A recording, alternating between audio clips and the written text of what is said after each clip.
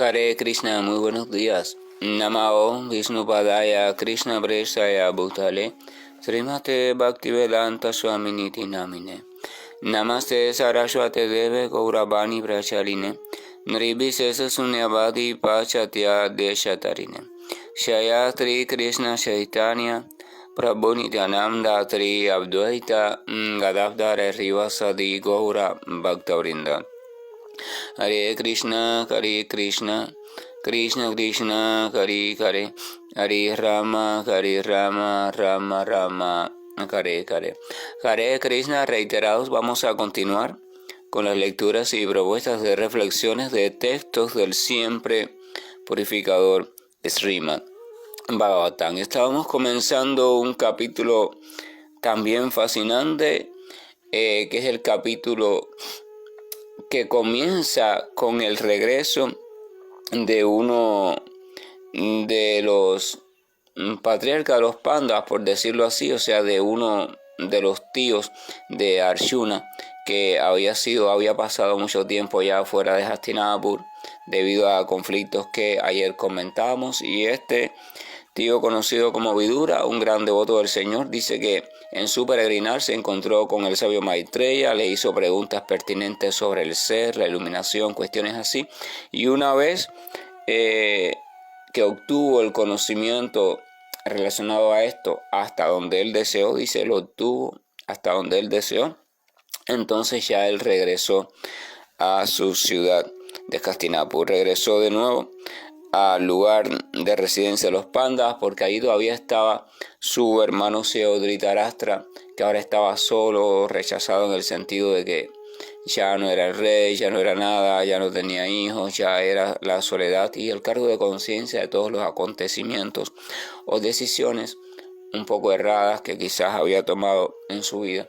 Y entonces él, como alma grande, al fin decide regresar, a pesar de que Dhritarashtra había consentido que lo botaran del lugar, había consentido que le faltaran el respeto, etcétera, etcétera. Aún así él no le guardaba resentimiento, porque una de las cualidades en el corazón de la persona que está en la modalidad de la bondad es que él no guarda resentimiento, y si acaso lo guardó en algún momento se va diluyendo con la adquisición de conocimiento y con la purificación que la cercanía o el acercamiento progresivo al Señor le va otorgando. El acercamiento a nuestro maravilloso Dios nos va aligerando el corazón. Hay cosas y cuestiones que están muy encrustadas, profundamente encrustadas, y otras muy rígidas en el corazón. Pero el acercamiento al Señor es como cuando usted se va acercando, por ejemplo, a un lugar donde están ensayando algún tipo de instrumento con un amplificador de audio, y este instrumento emite un sonido muy grave, muy grave. Han entrado en un lugar así. Cuando usted entra en un lugar así, usted siente que todo su cuerpo le vibra, así como un terremoto, le vibra. Es la misma onda sonora del sonido grave. Todo lo que sea sólido va a vibrar. Entonces eso hace que si algo está en esa situación durante mucho tiempo, por llamarlo así, todas las partes o piececitas integrales de ese algo empiezan a moverse de su lugar, empiezan a desajustarse, hasta que llega un momento en que, si la vibración es muy muy fuerte, llegan a descomponerse o a desarmarse. Entonces nuestro corazón, cuando va entrando poco a poco, acercándose al Señor, es como cuando se va acercando a un lugar de esto con ese sonido muy intenso, y a la medida que se acerca, más se experimenta esa vibración. Lo que en este caso, la vibración del Señor, es la vibración del amor, la vibración de la eternidad y la vibración del conocimiento perfecto o la verdad absoluta. Esa vibración es tan profunda e intensa que todo aquello que sea diferente a ella, entonces poco a poco se va aflojando, va vibrando y vibrando hasta que va perdiendo su fortaleza, y llega un momento en que está listo para descomponerse por completo. Por tanto, todas las corazas, todas aquellas cuestiones que están incrustadas en lo profundo de nuestro corazón, todos aquellos muros, todas las oscuridades, densas nubes, todo, si mantenemos el hábito de regularmente acercarnos y acercarnos y acercarnos a ese lugar santo de vibración conocido como la presencia de Dios. Si hacemos eso, entonces sin lugar a dudas, a su debido tiempo, todo esto será desmembrando. Y el corazón, o el habitante del corazón, es decir, la conciencia pura, la entidad viviente en su estado original o estado de energía espiritual, comienza a ver la luz, comienza a despertarse, lo que llaman se ilumina.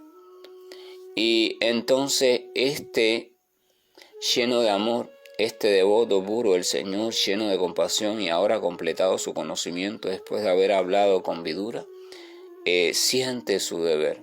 O sea, mi deber, él dice para sí mismo en su interior, no así, mi deber es ayudar a que esa criatura también pueda liberarse, a que esa criatura también pueda liberar todo su sufrimiento y pueda transitar y caminar hacia el objetivo de la vida, que es ir al encuentro del Señor. Entonces Vidura regresa. Dice que cuando Vidura regresa a la ciudad capital de los Pandas, vamos a leer el último texto que leímos, dice: cuando vieron que Vidura regresaba al palacio, todos los residentes como Maharaj Yudhishthira, sus hermanos menores, Dhritarashtra, Satyaki, Sanjaya, Kripacharya, Kunti, Gandhari, Draupadi, Subhadra, Uttara, Kripi, muchas otras esposas de los Kauravas y otras damas con hijos, se apresuraron hacia él con gran deleite.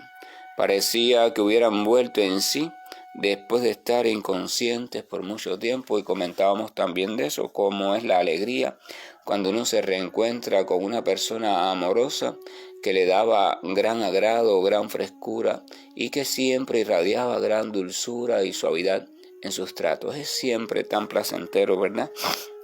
Por eso el devoto, o al menos aquella persona que pretenda de un modo u otro hacer algún bien a los demás, debe de ir permitiendo que en ella vayan aflorando estas cualidades. La cualidad de que ella se va transformando, sus acciones, sus palabras, sus pensamientos, su simple compañía se va transformando como un frondoso árbol donde hay una fuente de agua muy fresca, donde sopla una brisa muy liviana y tranquila, y donde el sol se está poniendo, o sea, el atardecer es muy hermoso. O sea, si usted anda por un desierto o por un lugar todo cansado y ve un árbol con una sombra muy frondosa, muy hermosa, debajo una hierba suave, donde no hay nada así que pueda perturbarle, y justo ahí también hay una fuente, un pequeño manantial siempre brotando de agua muy fresca para aliviar el calor, la sed del cansancio de su camino y su peregrinar. Y además de eso, el clima está agradable y el sol se está poniendo, o sea, lo cual añade otra cuestión hermosa, muy hermosa, y hace que toda la atmósfera sea acogedora. Por naturaleza, en ocasiones así, entonces la criatura se abandona. La criatura dice: al fin puedo descansar un momento, y se abandona. Entonces, cuando la criatura baja sus diferentes mecanismos de defensa, cuando la criatura un poco se libera de su atención al sufrimiento constante, su lamentación, y se centra en aquel momento u oportunidad de descanso, entonces la criatura está lista, la criatura está apta para recibir alimento espiritual, alimento que pueda entrar y colarse hasta el alma, que pueda sortear los diferentes trampas, los diferentes muros y entrar hasta el alma. Y allí viene el verdadero avance. Entonces toda persona que está avanzando espiritualmente debe de ir poco a poco permitiéndose convertirse en eso, porque en eso es en lo que nos va convirtiendo Dios. Dios nos va convirtiendo en lugares agradables de peregrinación. ¿Qué significa eso? En lugares, en compañía, donde las almas sedientas, dentro de la cual por supuesto nos encontramos nosotros, vamos sintiendo agrado, vamos sintiendo paz, vamos sintiendo tranquilidad, vamos sintiendo algo diferente a lo que sentimos fuera, o sea, en el resto del mundo. Y al sentir eso, vamos a querer volver, vamos a querer seguir, vamos a querer hacernos amigos, acompañantes de esa persona. Lo mismo tiene que suceder con la vida de todo aquel que va avanzando espiritualmente. Debe transformarse en eso, pero no solo debe transformarse en eso, porque alguien puede diseñar su comportamiento de tal manera que aparente eso. Ay, mira, esta persona que pacífica, que bondadosa, yo me siento también a su lado cuando escucho que habla, pero si esa persona no se siente así de verdad, si esa persona en sí misma, ella misma, también no siente alivio, entonces de poco sirve que los otros sientan alivio a su lado. Entonces ahí hay una cuestión peligrosa, que es la cuestión de aquel que sirve de alivio para los demás, pero él en sí mismo no está aliviado o aliviada. Y está la cuestión de la otra persona que sirve de alivio a los demás porque no es más que la expansión de su propio alivio. Él está en una posición de alivio total, él también está refugiado, él también se siente en paja al refugio de otro gran árbol, entonces debido a eso él se convierte en un refugio para otro. Es una cadena de refugio y refugio y refugiados, donde el primer gran refugio parte a partir del Señor, ¿verdad? Y así la cadena es interminable. No se puede ser un refugio independiente. No existe la posibilidad de que nadie se pueda convertir en un árbol frondoso de manera independiente que sirva de refugio a todos. Esa criatura tiene que estar a su mismo tiempo refugiada en otro árbol mayor, que a su vez está refugiado en otro árbol mayor, que a su vez está... Eso se llama parampara o cadena de sucesión discipular. Y así, y el principio de esa cadena es el gran árbol, o sea, es la suprema personalidad de Dios. Entonces ese es Vidura. Vidura regresa a Hastinapur completamente refugiado al Señor, completamente con comprensión clara sobre la cuestión y completamente determinado a por siempre estar al servicio de tan maravillosa, amorosa y dulce personalidad. Entonces el texto, imagínense ustedes la escena. Esta escena también es muy buena para reflexionarla, meditarla, visualizarla. Vidura llega radiante, con rostro suave, siempre limpio, amoroso, transparente, sin dobleces en su personalidad. Una persona muy hermosa, con cuerpo atlético porque era un guerrero, hijo de guerrero, aunque no estaba viviendo como guerrero. Y además de eso porque se dice que en la personalidad del devoto habitan las buenas cualidades y estas buenas cualidades van creciendo cada vez más. Entonces Vidura en todo sentido era un reposo, era una fuente de atracción en el buen sentido de la palabra. Dice, todos ellos se acercaron a él con gran deleite, con gran alegría, tal como si la vida les hubiera vuelto al cuerpo. Intercambiaron reverencias y se dieron la bienvenida entre sí con abrazos. ¡Qué alegría! ¡Qué alegría! Vidura ha regresado. Imagínense la voz corriendo. ¡Wow! Vidura ha regresado. ¿Cómo que Vidura? Sí, Vidura. Sí, mira, ha regresado el mismo Vidura. Mira su rostro dulce, mira su quietud, su paz, su buen trato. Sin duda ese es Vidura. Allá van a locos por abrazar a Vidura.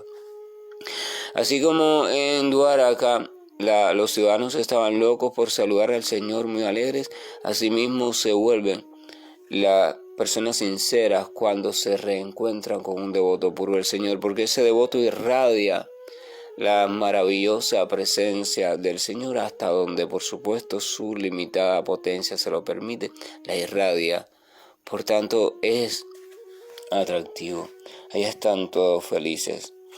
Así como cuando una personalidad que no es muy deseada llega y las personas se ponen todas contradictorias, se ponen reacias, se ponen rígidas por dentro, la saludan, le sirven, le sonríen, pero todo es a base de hipocresía y dobleces.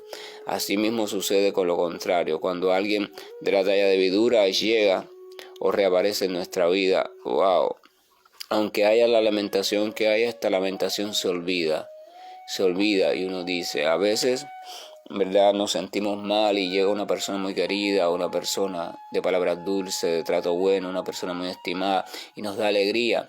Y la situación de enfermedad sigue allí y el dolor sigue allí, pero algo diferente y superior que no pertenece al plano material ocurre en nosotros, ¿verdad?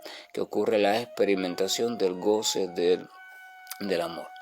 Y entonces esa es la cuestión. Ahí en esos momentos también uno se puede dar cuenta que hay una cuestión diferente al cuerpo, hay una cuestión diferente a la mente, hay una dimensión o plano de funcionamiento de conciencia que no es material, ni burdo, ni sutil. Que ese que tiene que ver con el amor. O sea, hay algo diferente. Y entonces las personas inteligentes se ponen a investigar sobre este algo. Pero volvamos al tema. Entonces ahí se saludan con abrazos. Dice, a causa de las ansiedades y de la larga separación, todos lloraron de afecto.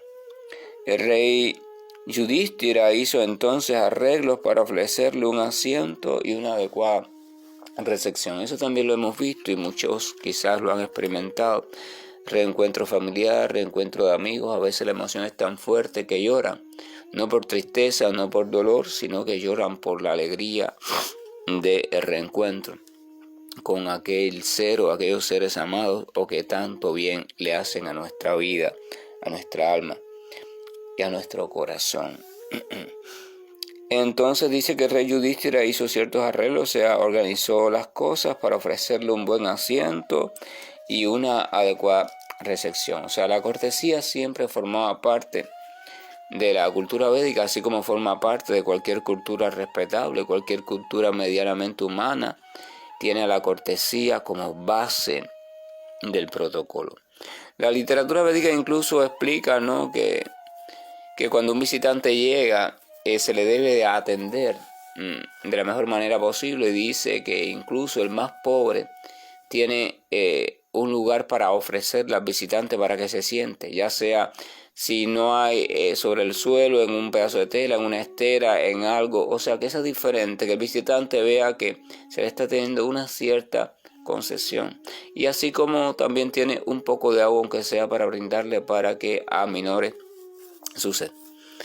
Entonces rescatar, y digo rescatar porque eso se está perdiendo en muchos lugares, rescatar eso de la atención, la recepción, el protocolo, no por interés, sino simplemente porque nos ayuda a ser criaturas mejores cada vez y nos ayuda a irnos, a acercarnos al punto óptimo donde nos ponemos listos para la modalidad de la bondad y de ahí para la espiritualización. Eso es importante. En la literatura védica, por ejemplo, antiguamente, en estos tiempos,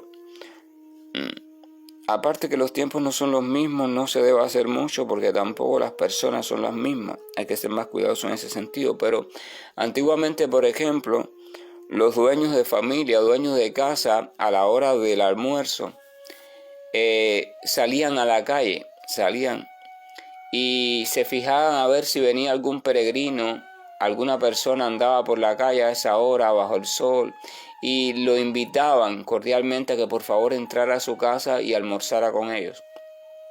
O sea, en las casas siempre se cocinaba más comida de la necesaria, porque cada jefe de familia sentía el deber de en algo dar caridad, dar alimento, dar un asiento, dar una buena conversación, algo según la cultura de cada país, a varias personas. Entonces ellos invitaban. Srila Prabhupada, el fundador de la Asociación Internacional para la Conciencia de Krishna, o sea, ISKCON, solía decir que su padre, que aunque no se encontraba en una posición muy próspera materialmente, dice que todos los días salía a la calle a buscar invitados para el almuerzo, personas que anduvieran por ahí en una condición desfavorable. Y dice que todos los días podía al menos invitar o permitir o traer a 4 invitados para que pudieran alimentarse. O sea, podía hacer esa caridad todos los días, aunque no tenía una posición muy próspera. Y entonces dice que eso lo hacía siempre. Yo también recuerdo por acá historias que escuché de personas mayores, ¿no?, que me decían que, sobre todo en los campos, muchas familias, los dueños, los padres de familia, insistían a sus esposas para que siempre cocinaran de más y siempre tener algún puesto vacío en la mesa.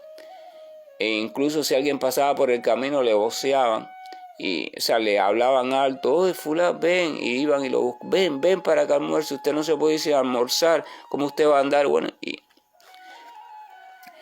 y entonces de alguna forma eso, nosotros, las personas que venimos de esos lugares, de esas zonas rurales, de alguna forma tenemos eso allí registrado en nuestros genes. Y ojalá y no lo perdamos. Lo controlemos debido a las situaciones que sea, pero no lo perdamos porque eso es fundamental para la evolución humana. Dice, después de que Vidura comió suntuosamente y descansó bien, se le dio un asiento cómodo. Luego el rey comenzó a hablarle y todos los allí presentes comenzaron a escuchar. Fíjense que Vidura llega y enseguida no empiezan a hacerles preguntas. No. Vidura llega y lo primero que surge es la alegría del reencuentro. Después le ofrecen un asiento, le ofrecen una cordial bienvenida, le dan bebidas, le dan alimentos, o sea, lo atienden bien. Primero cubren sus necesidades, las afectivas y también las necesidades de este cuerpo físico. Vidura se siente satisfecho, se alimenta, calma su sed, se refresca un poco de todo este tiempo, sale del sobresalto o de la emoción del reencuentro y ahora que ya está satisfecho, entonces comienzan a hacerle preguntas. Si se fijan, ese es el mismo protocolo que se sigue en las ofrendas o en los sacrificios, en los rituales védicos o de cualquier otra cultura. El protocolo es lo siguiente. Lo primero es identificar la supuesta personalidad o figura a la cual usted o la persona le va a hacer la ofrenda en cuestión. En el caso del Vaishnavismo o en el caso de los que solamente tributan su glorificación al Señor Supremo, esa figura es el Señor Supremo, por supuesto. Identificar esa figura. Después es complacer a esa figura. O sea, hacerle ofrendas hermosas, ofrendas de corazón, canciones, textos, palabras, ofrendas, alimentos, lo que sea, pero que le agrade, que le sea favorable. Y después entonces, cuando esa personalidad se siente completamente complacida, entonces la personalidad está dispuesta para responder a todas aquellas cuestiones. O sea, ella quiere retribuir y es como la cuestión de díganme qué puedo hacer por ustedes por haberme complacido tanto. Ese es el método védico, tanto en el comportamiento social así como en el comportamiento ritual, porque a fin de cuentas el pueblo védico concebía a las grandes personalidades como también, por supuesto, como personas. Así que lo único que son de otro plano de conciencia, pero son personas iguales, así que el trato es el mismo.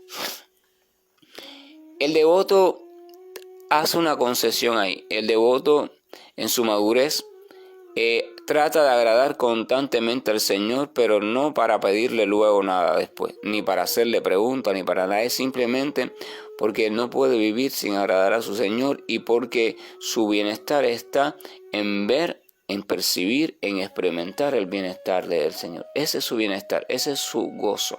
Pero nadie debe tratar de entrar a ese plano de funcionamiento desde el primer momento porque no es posible. No es posible hacer eso sin antes purificarse, por tanto es necesario, imprescindible, seguir todo un proceso establecido ya, estudiado, bien desglosado. Y ese proceso comienza siempre allí en aceptar ciertas regulaciones, aceptar ciertas cuestiones de comportamiento que nos vayan ayudando a irnos separando progresivamente del viejo estilo de vida. Nadie puede decir, no, ya yo he entregado al Señor por completo, yo esto, yo aquello. No, eso es una ilusión, eso es mentira. Hay que aceptar un sendero de transformación.